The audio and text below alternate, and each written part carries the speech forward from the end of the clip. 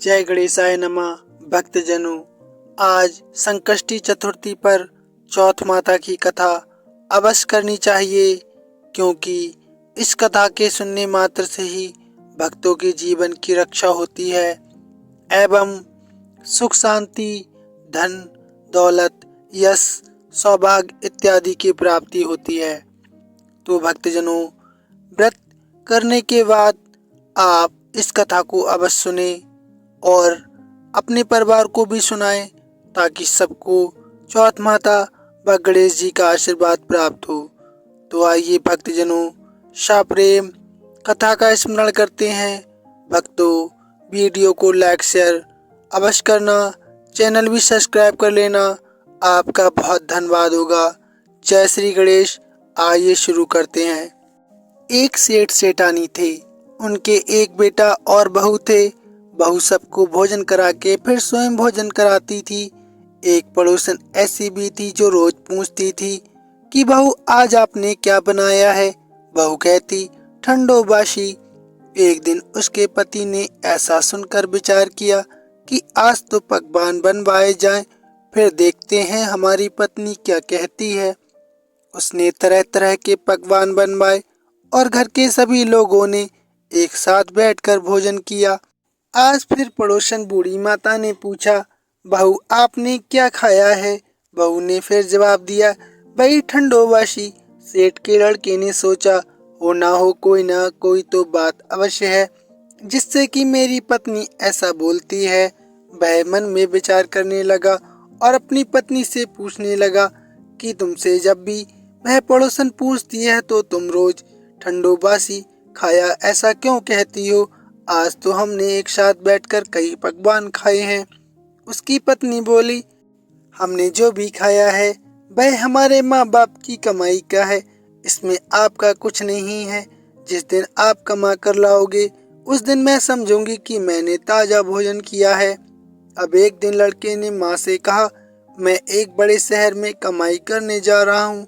माँ बोली, बेटा अपने पास इतना धन है, इसे कौन खाएगा, और तुम कितना भी खर्च करो तुम्हें कौन रोकेगा।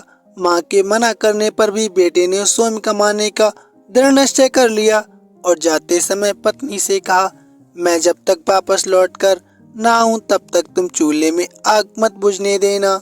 एक दिन चूल्हे की आग बुझ गई तो वह मन ही मन घबराने लगी, कहीं मेरे पति पर संकट तो नहीं आन पड़ा। उसने मन में विचार किया, जल्दी से पड़ोस के घर जाऊं और आग लाकर चूल्हे में रख दूं। वह पड़ोसन के घर गई। उसने देखा पड़ोसन चौथ माता का व्रत पूजन कर रही थी। पड़ोसन ने कहा, थोड़ी देर में आकर ले जाना। बहू ने पड़ोसन से पूछा, आप ये व्रत क्यों करती हैं, इसके करने से क्या फल मिलता है और ये क्यों जरूरी है। पड़ोसन ने कहा, ये चौथ माता का व्रत है, इसके करने से अन्न, लक्ष्मी और आपकी मनोकामना अवश्य पूर्ण होती है। अब बहू भी चौथ माता का व्रत करने लगी। दीवार पर चौथ माता बनाई। उस दिन घी गुड़ का चूरमा बनाकर रात्रि को चंद्रमा को अर्घ्य देकर भोजन करती। ऐसा करते करते बहुत दिन हो गए। चौथ माता ने उस बहू के पति को सपना दिया और कहा, साहूकार का बेटा तू जागा है या सोया है, तेरी पत्नी तुझे बहुत याद कर रही है। घर जा उसकी चिंता मिटा। तू दुकान खोलकर कंकु केसर का पागल्य बनाकर बैठ जाना। आज तेरा हिसाब किताब सारा चुकता हो जाएगा। अब तो चौथ माता ने जैसा कहा था वैसा ही हुआ। उसने घर जाने की तैयारी की और गाड़ी भर के धन दौलत लेकर चल दिया। रास्ते में एक बड़ा सा काला नाग फन फैलाए बैठ गया और कहने लगा, आज तो मैं तुझे अवश्य ढसूंगा, छोड़ूंगा नहीं। आज तेरी आयु पूरी हो गई है। सेठ ने लड़के से कहा, आज चौथ माता ने मुझे सपना दिया था कि मैं अपनी पत्नी से मिलकर घर आऊं, इसलिए मैं अपने घर जा रहा हूं।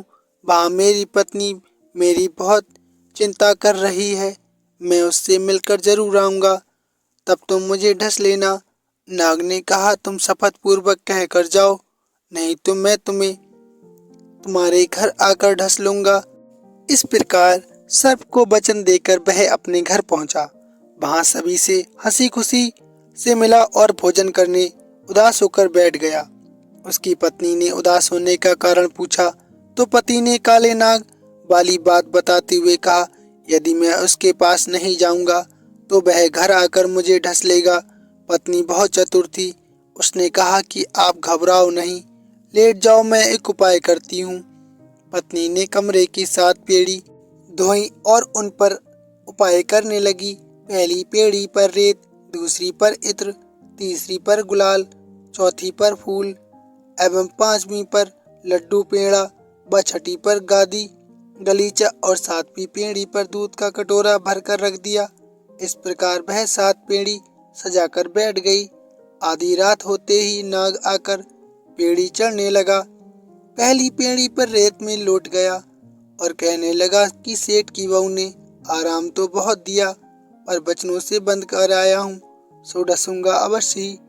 इसी प्रकार 7 पेड़ियों पर नाग आराम करता हुआ और कहता हुआ कि ढसूंगा जरूर कमरे में जाने ही वाला था कि चौथ माता ने विचार किया, मैं इसे नहीं बचाऊंगी तो संसार में धर्म कर्म और व्रत पूजन को कौन मानेगा।